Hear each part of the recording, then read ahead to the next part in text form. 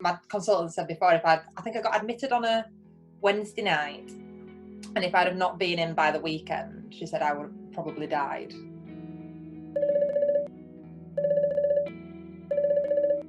My name's Jasmine. I was diagnosed with acute promyelocytic leukemia in February 2019. Training for the London Marathon I got my place in October 2018. So I started a training program, and I seemed to tire really easily. My times weren't improving. I just thought, oh, rubbish at running, to be honest. And I got progressively worse. And then in December, I had a lot of trouble with my ankle. So I saw my doctor, and they just prescribed rest, said that I've probably been overdoing it, not to do anything over Christmas, if it was still bothering me to come back. So I had some time off over Christmas. And then in January, I had nothing but infections throughout January. I just felt poorly all the time. I had night sweats. I had bruising everywhere. Towards the end of January, I used to wake up in the morning and my nose had been bleeding in my sleep. I had bleeding gums as well.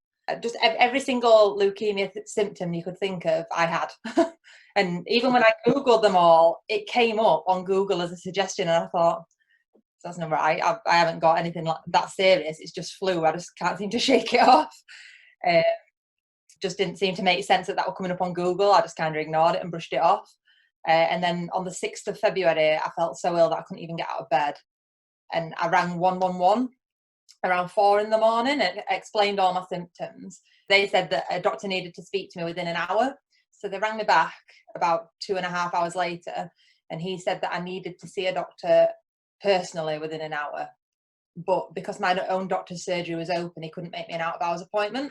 So I had to ring my own doctors. So I did that, and they managed to fit me in at about 11:30. And I went down, and I think he could tell straight away. I mean, it didn't even send me to the nurse to do my bloods. He did them there and then, like in the room, and doctors don't tend to do that, I don't think.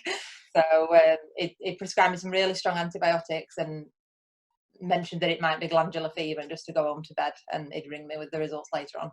That evening, about 6 o'clock, it rang me up and said, I'm really sorry, there's no easy way to say it, but I think you might have leukemia.